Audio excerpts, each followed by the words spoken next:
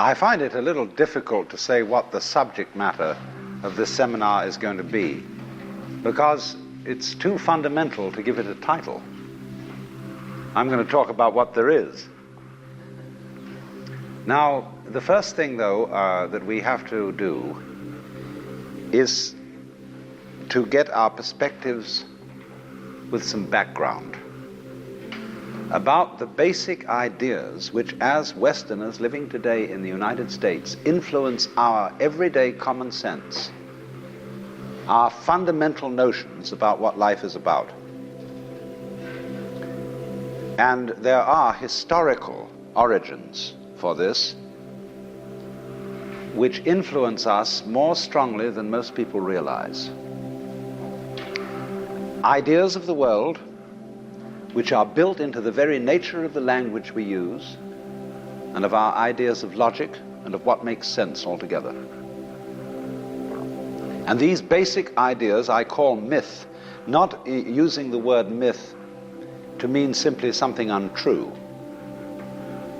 but to use the word myth in a more powerful sense. A myth is an image in terms of which we try to make sense of the world. Now, for example, a myth in a way is a metaphor. If you want to explain electricity to someone who doesn't know anything about electricity, you say, well, you talk about an electric current. Now, the word current is borrowed from rivers. It's borrowed from hydraulics.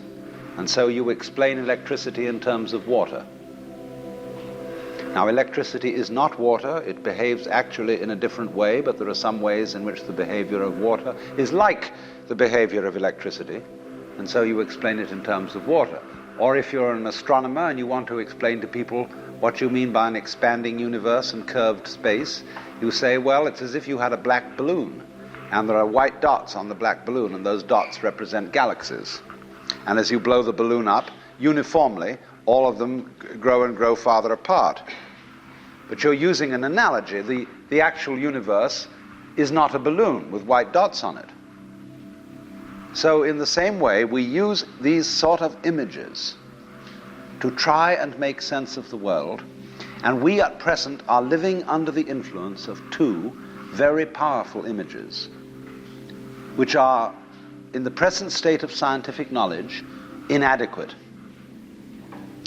And one of our major problems today is to find an adequate, satisfying image of the world. Well, that's what I'm going to talk about. And I'm going to go further than that, not only what image of the world to have, but how we can get our sensations and our feelings in accordance with the most sensible image of the world that we can manage to conceive. All right, now, the two images which we have been working under for 2,000 years and maybe more are what I would call two models of the universe, and the first is called the ceramic model, and the second, the fully automatic model. The ceramic model of the universe is based on the book of Genesis, from which Judaism, Islam, and Christianity derive their basic picture of the world. And the image of the world in the book of Genesis is that the world is an artifact. It is made. As a potter takes clay and forms pots out of it, or as a carpenter takes wood and makes tables and chairs out of it. Don't forget, Jesus is the son of a carpenter, and also the Son of God. So the image of God and of the world is based on the idea of God as a technician, potter, carpenter, architect, who has in mind a plan and who fashions the universe in accordance with that plan. So basic to this image of the world is the notion, you see, that the world consists of stuff, basically. Primordial matter, substance, stuff. as pots are made of clay. Now, clay by itself has no intelligence. Clay does not of itself become a pot, although a good potter may think otherwise. Because if you were a really good potter, you don't impose your will on the clay. You ask any given lump of clay what it wants to become, and you help it to do that. And then you become a genius. But the ordinary idea I'm talking about is that simply clay is unintelligent. It's just stuff. And the potter imposes his will on it and makes it become whatever he wants. And so in the book of Genesis, the Lord God creates Adam out of the dust of the earth. In other words, he makes a clay figurine, and then he breathes into it, and it becomes alive. Because the clay becomes informed. By itself it is formless, it has no intelligence, and therefore it requires an external intelligence and an external energy to bring it to life and to put some sense into it. And so in this way, we inherit a conception of ourselves as being artifacts, as being made, and it is perfectly natural in our culture for a child to ask its mother, "How was I made?" or "Who made me?" And this is a very, very powerful idea, but for example, it is not shared by the Chinese or by the Hindus. A Chinese child would not ask its mother, "How was I made?" A Chinese child might ask its mother, "How did I grow?" which is an entirely different procedure from making. You see, when you make something, you put it together, you arrange parts, or you work from the outside to the in, as a sculptor works on a stone or as the potter works on clay. But when you watch something growing, it works in exactly the opposite direction. It works from the inside to the outside. It expands, it burgeons, it blossoms, and it happens all over itself at once. In other words, the original simple form, say, of a living cell in the womb, progressively complicates itself. And that's the growing process, and it's quite different from the making process. But we have thought historically, you see, of the world as something made, the idea being that trees, for example, are constructions, just as tables and houses are constructions. And so there is, for that reason, a fundamental difference between the made and the maker. And this image, this ceramic model of the universe, originated in cultures where the form of government was monarchical, and where, therefore, the maker of the universe was conceived also at the same time in the image of the king of the universe. King of kings, Lord of lords, the only ruler of princes, who dost from thy throne behold all dwellers upon earth. I'm quoting the Book of Common Prayer. And so all those people who are oriented to the universe in that way feel related to basic reality as a subject to a king. And so they are on very, very humble terms in relation to whatever it is that works all this thing. I find it odd in the United States that people who are citizens of a republic have a monarchical theory of the universe, because we are carrying over from very ancient Near Eastern cultures the notion that the Lord of the universe must be respected in a certain way. People kneel, people bow, people prostrate themselves. Because, and you know what the reason for all that is, that nobody is more frightened of everybody else than a tyrant. He sits with his back to the wall, and his guards on either side of him. And he has you face downwards on the ground because you can't use weapons that way. When you come into his presence, you don't stand up and face him because you might attack. And he has reason to fear that you might because he's ruling you all. And the man who rules you all is the biggest crook in the bunch. Because he's the one who's succeeded in crime. The other people are pushed aside because the criminals, the people we lock up in jail, are simply the people who didn't make it. So naturally, the real boss sits with his back to the wall and his henchmen on either side of him. And so when you design a church, what does it look like? A Catholic church with the altar as it used to be. It's changing now because the Catholic religion is changing. But the Catholic church has the altar with its back to the wall at the east end of the church. And there, the altar is the throne, and the priest is the chief vizier of the court, and he is making obeisance to the throne in front, but there is the throne of God, the altar. And all the people are facing it and kneeling down. And a great Catholic cathedral is called a basilica, from the Greek basileus, which means king. So a basilica is the house of a king. And the ritual of the Catholic Church is based on the court rituals of Byzantium. A Protestant church is a little different, but basically the same. The furniture of a Protestant church is based on a judicial courthouse. The pulpit. The judge in an American court wears a black robe. He wears exactly the same dress as a Protestant minister. And everybody sits in these boxes. Like there's a jury box, there's a box for the judge, there's a box for this, a box for that. And those are the pews in an ordinary kind of colonial type Protestant church. So both these kinds of churches, which have an autocratic view of the nature of the universe, decorate themselves, are architecturally constructed in accordance with political images of the universe.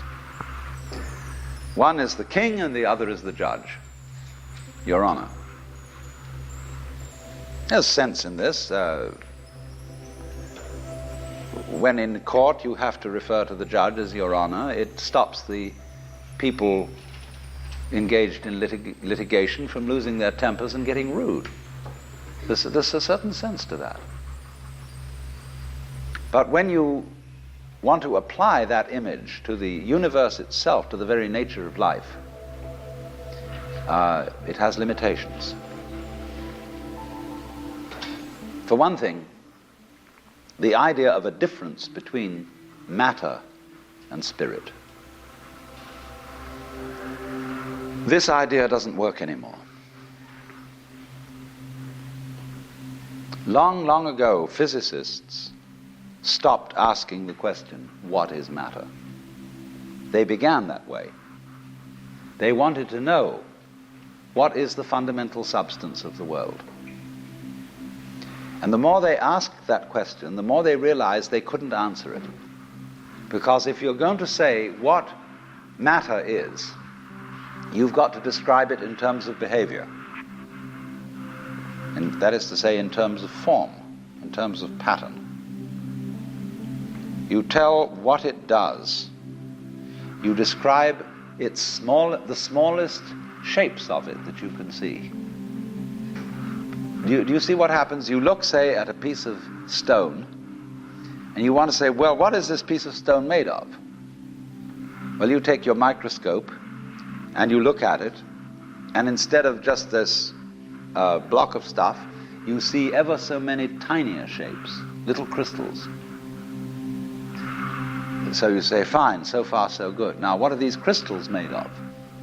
And you take a more powerful instrument, and you find that they are made of molecules.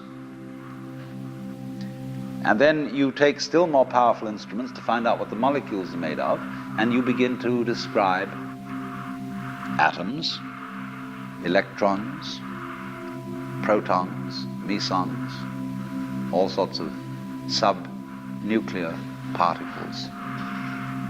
But you never arrive at the basic stuff. because there isn't any. What happens is this: stuff is a word for the world as it looks when our eyes are out of focus, fuzzy. Stuff, the idea of stuff is that it's undifferentiated, it's some kind of a goo. And when your eyes are not in sharp focus, everything looks fuzzy. When you get your eyes into focus, you see a form, you see a pattern. But when you want to change the level of magnification and go in closer and closer and closer, you get fuzzy again before you get clear. So every time you get fuzzy, you go through thinking there's some kind of stuff there. But when you get clear, you see a shape. And so all that we can talk about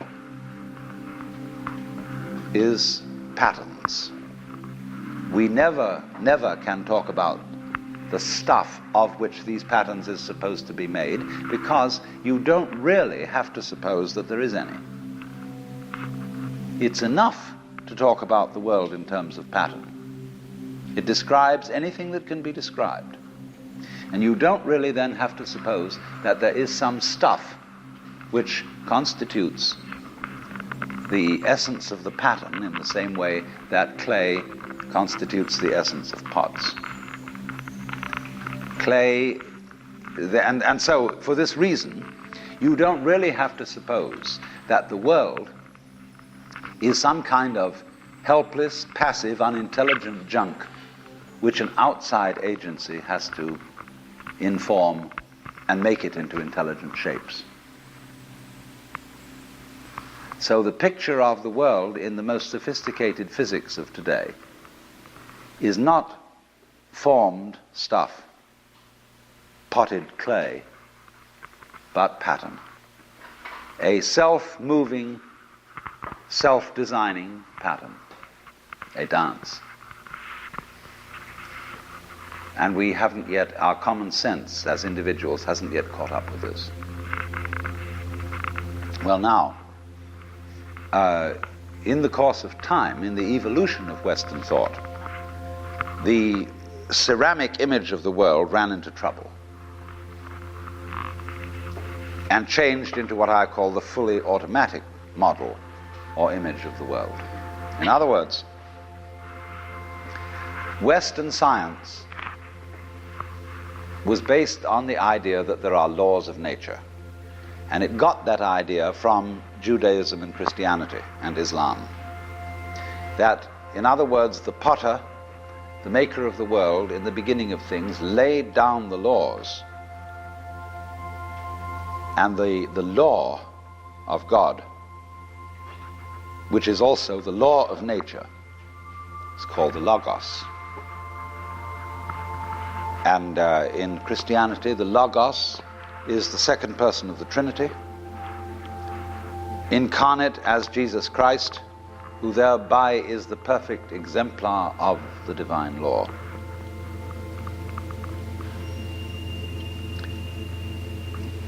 So we have tended to think of all natural phenomena as responding to laws, as if, in other words, the laws of the world were like the rails on which a streetcar or a tram or a train runs. And these things exist in a certain way, and all events respond to these laws. You know that limerick, there was a young man who said, "Damn, for it certainly seems that I am a creature that moves in determinate grooves. I'm not even a bus, I'm a tram."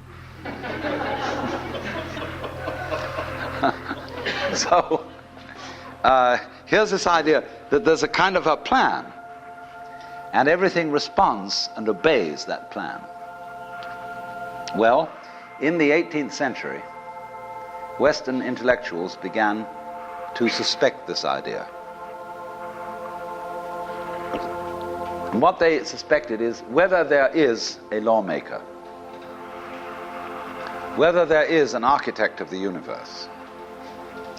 And they found out, or they reasoned, that you don't have to suppose that there is. Why? Because the hypothesis of God does not help us to make any predictions.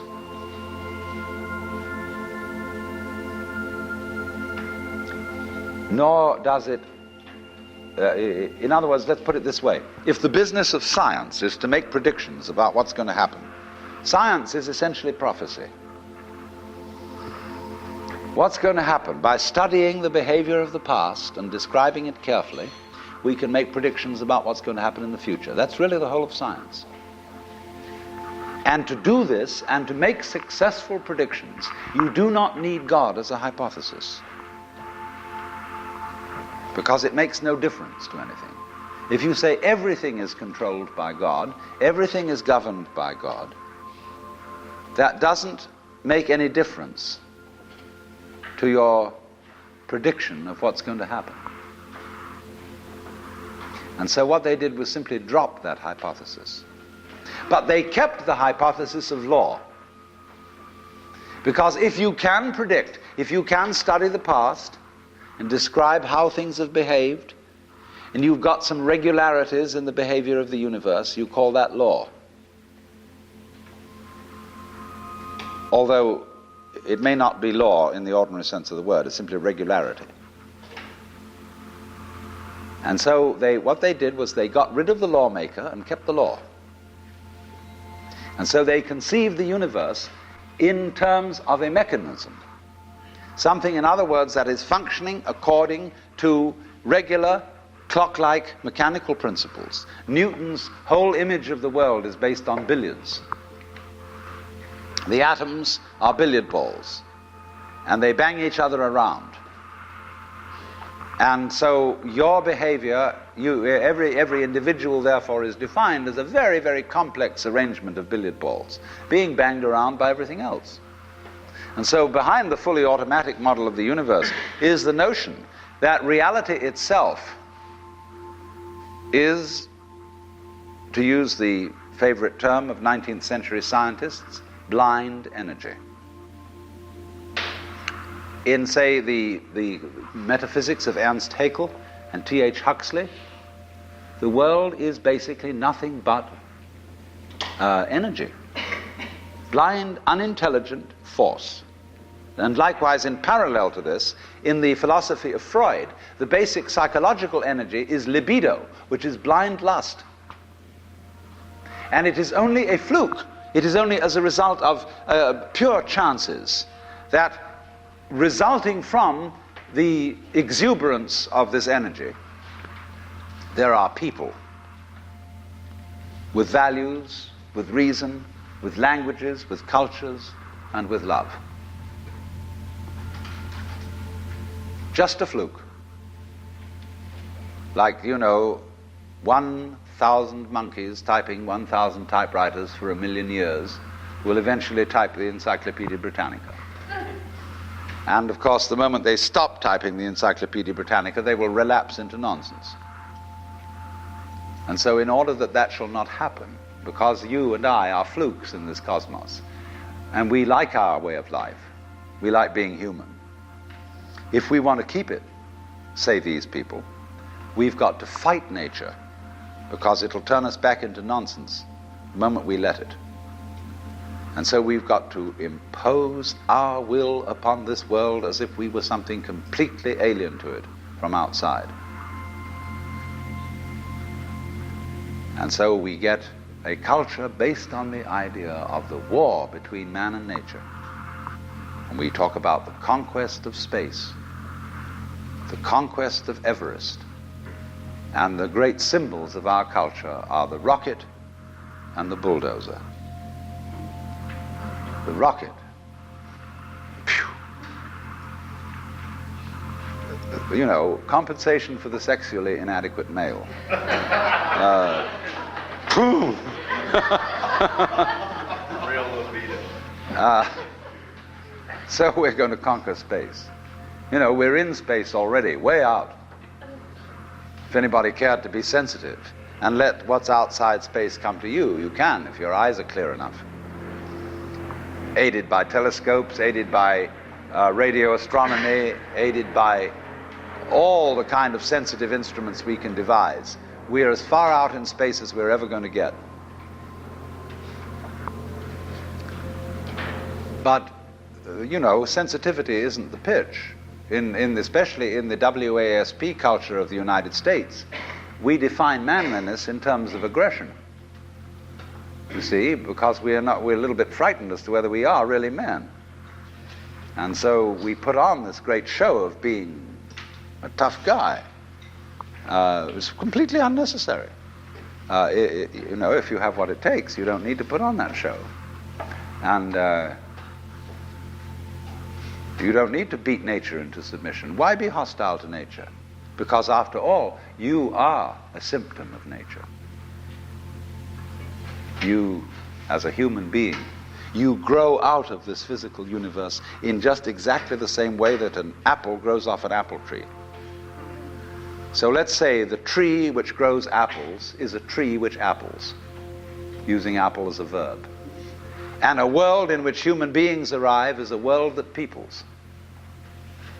And so the existence of people is symptomatic of the kind of universe we live in. You, as a human being, you grow out of this physical universe in just exactly the same way that an apple grows off an apple tree. So let's say the tree which grows apples is a tree which apples, using apple as a verb. And a world in which human beings arrive is a world that peoples. And so the existence of people is symptomatic of the kind of universe we live in. Just as spots on somebody's skin are symptomatic of chickenpox. Just as hair on a head is symptomatic of what's going on in the organism. But we have been brought up by reason of our two great myths, the ceramic and the fully automatic, not to feel that we belong in the world. So our popular speech reflects it. We say, I came into this world. You didn't. You came out of it. We say, face facts. We talk about encounters with reality, as if it was a head-on meeting of completely alien agencies, and the average person has the sensation that he is a somewhat that exists inside a bag of skin, the center of consciousness, which looks out at this thing, and what the hell's it going to do to me? You see? I recognize you. You kind of look like me, and I've seen myself in a mirror, and you look like you might be people. So maybe you're intelligent, maybe you can love too, and perhaps you're all right. Some of you are anyway. If you've got the right color of skin, or you have the right religion, or whatever it is, you're okay. But there are all those people over in Asia, Africa, and they may not really be people. When you want to destroy someone, you always define them as unpeople. So, but we have this hostility to the external world because of the superstition, the myth, the absolutely unfounded theory that you yourself exist only inside your skin. Now, I want to propose another idea altogether. You know, there are astronomers.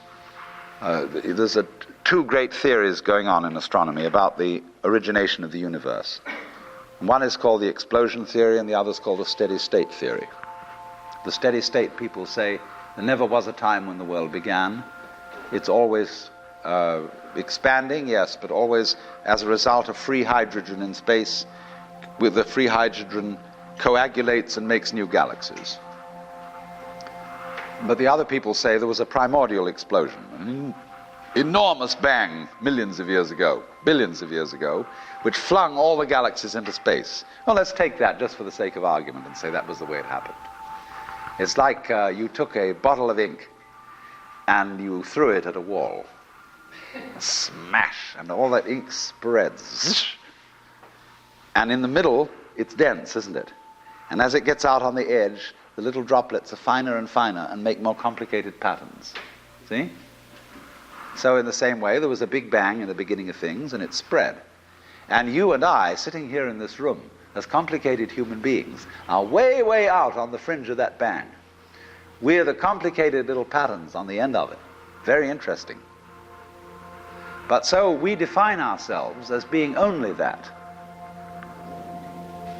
If you think that you are only inside your skin, you define yourself as one very complicated little curlicue, way out on the edge of that explosion, way out in space and way out in time. Billions of years ago, you were a big bang. But now you're a complicated human being. And then we cut ourselves off like this and don't feel that we're still the Big Bang. But you are. Depends how you define yourself. You are actually, if this is the way things started, if there was a Big Bang in the beginning, you're not something that is a result of the Big Bang. You're not something that is a sort of puppet on the end of the process. You are still the process. You are the Big Bang, the original force of the universe, coming on as whoever you are. See, when I meet you, I see not just what you define yourself as, Mr. So-and-so, Miss So-and-so, Mrs. So-and-so. I see every one of you as the primordial energy of the universe coming on at me in this particular way. I know I'm that too. But we've learned to define ourselves as separate from it. And so what I would call a kind of a basic problem we've got to go through first is to understand that there are no such things as things. That is to say, separate things or separate events. That is only a way of talking. And if you can understand this, you're going to have no further problems. I once asked a group of high school children, what do you mean by a thing? And first of all, they gave me all sorts of synonyms. They said it's an object, which is simply another word for a thing. It doesn't tell you anything about what you mean by a thing. And finally, a very smart girl from Italy who was in the group said a thing is a noun. And she was quite right. A noun isn't a part of nature, it's a part of speech. There are no nouns in the physical world.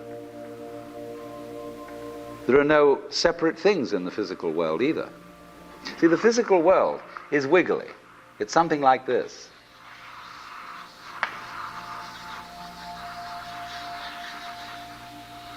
Maybe that's a cloud. But clouds, mountains, trees, people are all wiggly. And only when human beings get working at things, they build buildings in straight lines and try and make out that the world isn't really wiggly. But here are we sitting in this room all built on straight lines, but each one of us is as wiggly as all get out. Now then, when you want to get control of something that wiggles, it's pretty difficult, isn't it? You try and pick up a fish in your hands, and the fish is wiggly and it slips out. What do you do to get hold of a fish? You use a net. And so the net is the basic thing we have for getting hold of the wiggly world. And so if you want to get hold of this wiggle, you've got to put a net over it. You see?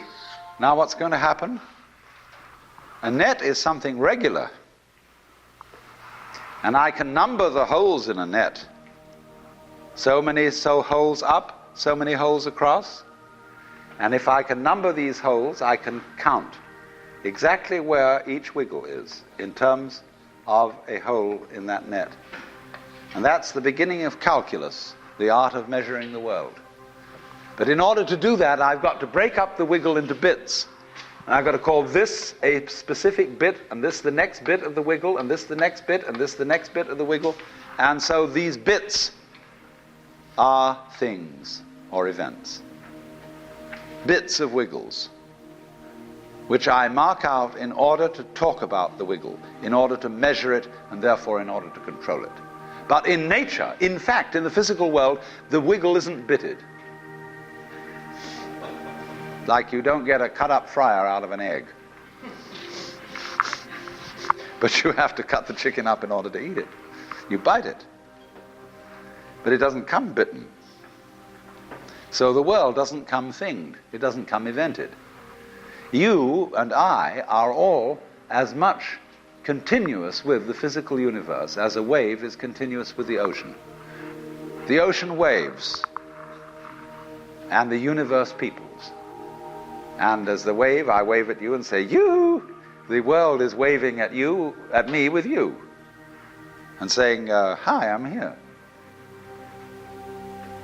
But our consciousness, the way we feel and sense our existence, being based on a myth that we are made, that we are parts, that we are things, our consciousness has been influenced so that each one of us does not feel that. We have been hypnotized, literally hypnotized, by social convention into feeling and sensing that we exist only inside our skins. That we are not the original bang, but just something out on the end of it. And therefore we are scared stiff. Because my wave is going to disappear. And I'm going to die. And that would be awful. We've got a mythology going now, which, as Father Maskell put it, we're nothing but something that happens between the maternity ward and the crematorium. And that's it. And therefore everybody feels unhappy and miserable. You know, this is what people really believe today. You may go to church, you may say you believe in this, that, and the other, but you don't. Even Jehovah's Witnesses, who are the most fundamentalists, they're polite when they come round and knock at the door.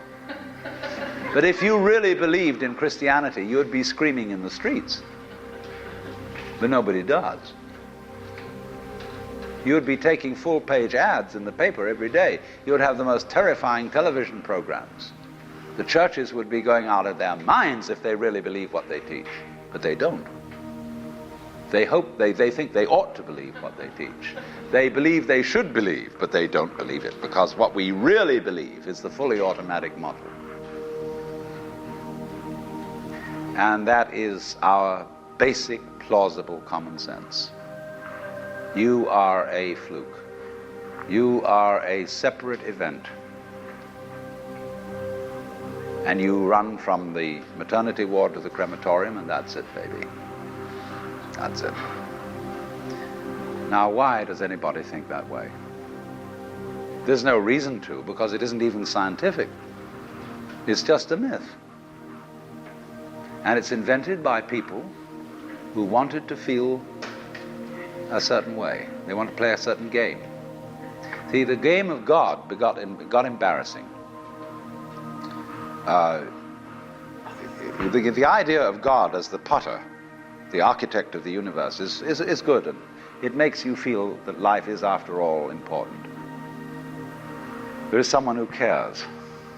It has meaning, it has sense, and you are valuable in the eyes of the Father. But after a while, it gets embarrassing. And you realize that everything you do is being watched by God. He knows your tiniest, inmost feelings and thoughts, and you say after a while, quit bugging me. I don't want you around. So you become an atheist, just to get rid of it. Then you feel terrible after that, because you got rid of God, but that means you got rid of yourself. You're just nothing but a machine. And your idea that you're a machine is just a machine too. So if you're a smart kid, you commit suicide. Camus said there is only really one serious philosophical question, which is whether or not to commit suicide.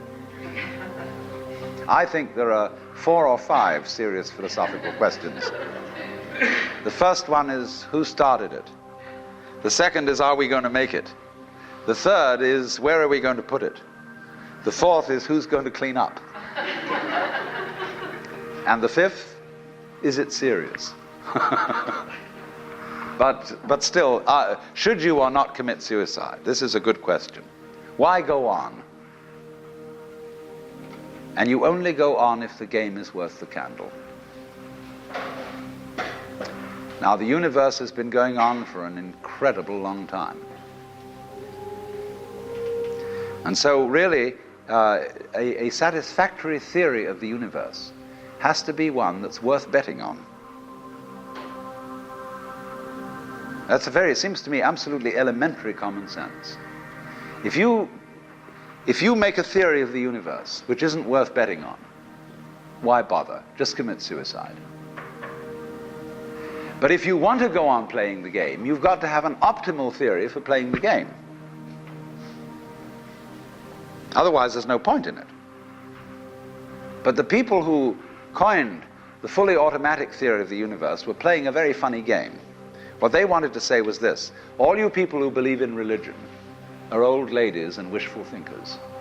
You've got a big daddy up there and you want a comfort and thing, but life is rough. Life is tough. And success goes to the most hard-headed people. That was a very convenient theory when the European American world was colonizing the natives everywhere else. They said, we are the end product of evolution, and we're tough. See, I'm a big, strong guy because I face facts, and life is just a bunch of junk, and I'm going to impose my will on it and turn it into something else, you see. And I'm real hard. See, that's a way of flattering yourself. And so it has become academically plausible and fashionable that this is the way the world works. In academic circles, no other theory of the world than the fully automatic model is respectable. Because if you're an academic person, you've got to be an intellectually tough person. You've got to be prickly. See, there are basically two kinds of philosophy. One's called prickles, the other's called goo. And prickly people are precise, rigorous, logical. They like everything chopped up and clear. Goo people like it vague. For example, in physics, prickly people believe that the ultimate constituents of matter are particles. Goo people believe it's waves. And in philosophy, prickly people are logical positivists and goo people are idealists. And they're always arguing with each other. But what they don't realize is that neither one can take his position without the other person. Because you wouldn't know you advocated prickles unless there was somebody else advocating goo. You wouldn't know what a prickle was unless you knew what goo was.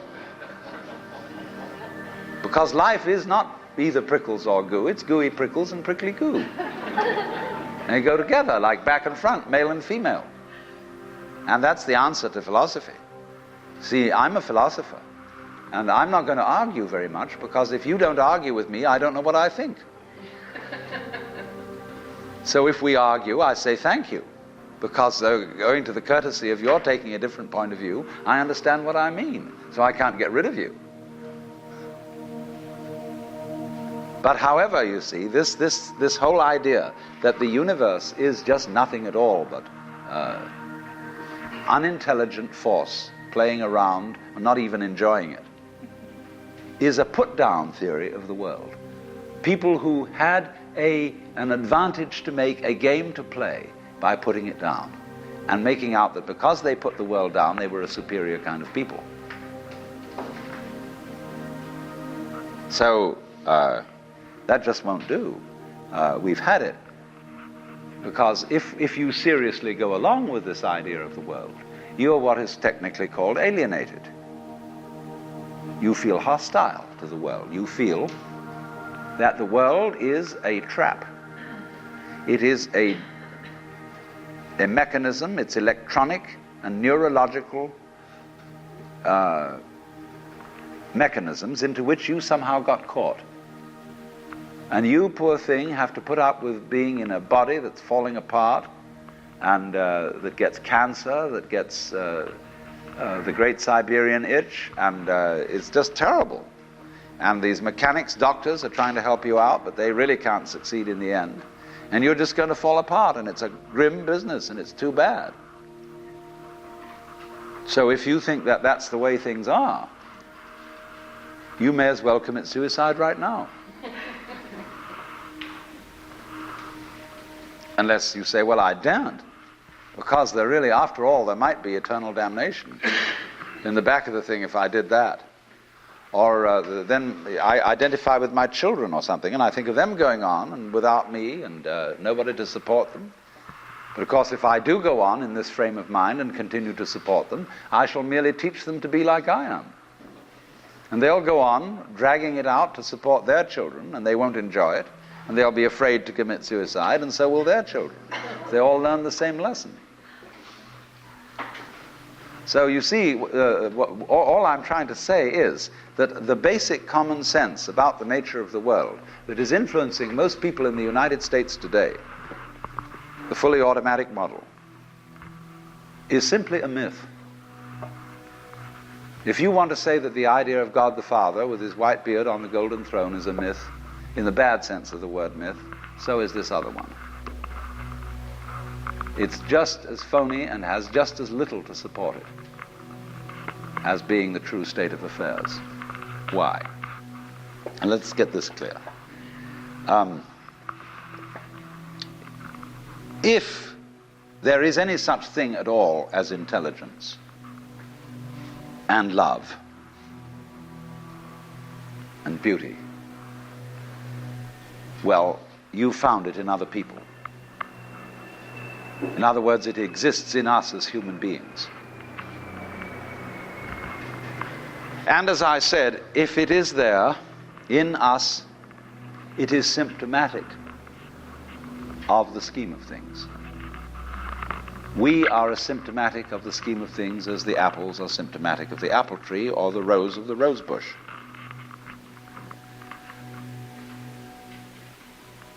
The earth is not a big rock infested with living organisms, any more than your skeleton is bones infested with cells. The earth is geological, yes, but this geological entity grows people. And our existence on the earth is a symptom of the solar system and its balances, as much as the solar system in turn is a symptom of our galaxy. And our galaxy in its turn is a symptom of the whole company of galaxies. Goodness only knows what that's in. But you see, when as a scientist you describe the behavior of a living organism,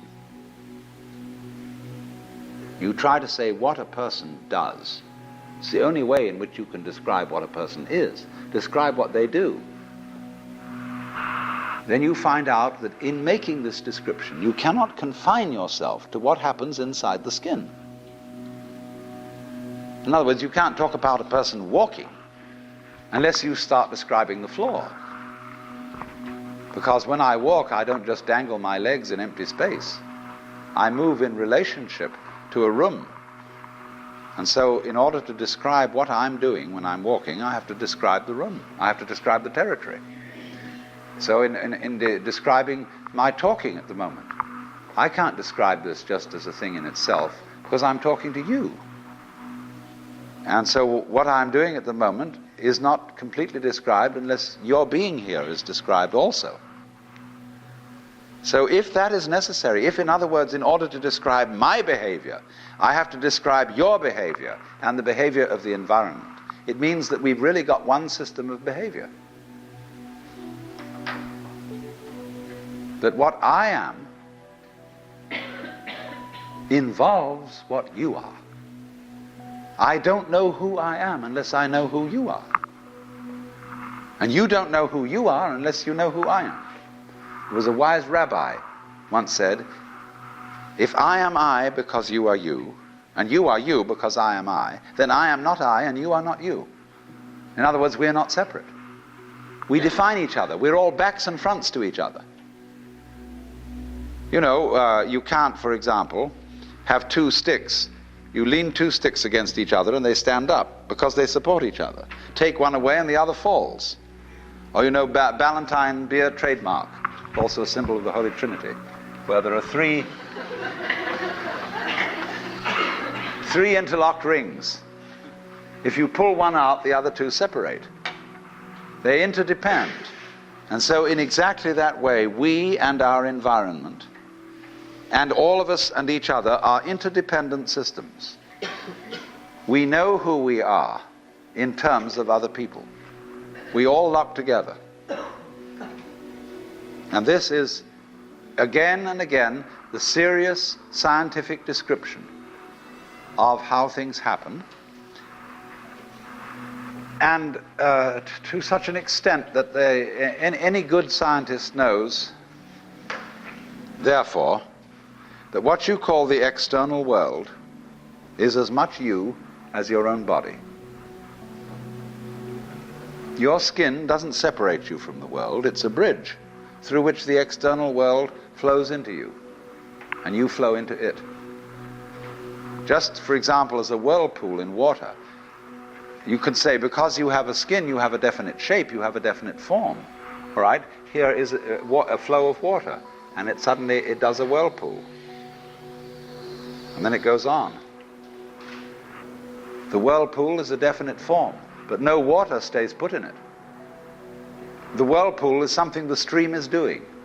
And exactly the same way, the whole universe is doing each one of us. And I see you today, and I recognize you tomorrow, just as I would recognize a whirlpool in a stream. I'd say, oh yes, I've seen that whirlpool before. It's just near so-and-so's house on the edge of the river, and it's always there. So in the same way, when I meet you tomorrow, I recognize you, you're the same whirlpool you were yesterday. But you're moving. The whole world is moving through you. All the cosmic rays, all the food you're eating, the stream of steaks and milk and eggs and everything is just flowing right through you. When you're wiggling the same way, the world is wiggling, the stream is wiggling you. But the problem is, you see, we haven't been taught to feel that way. The myths underlying our culture and underlying our common sense have not taught us to feel identical with the universe, but only parts of it, only in it, only confronting it, aliens.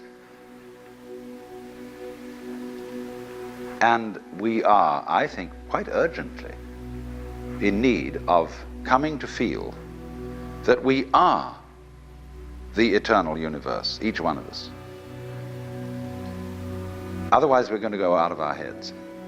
We're going to commit suicide, collectively, with courtesy of H-bombs.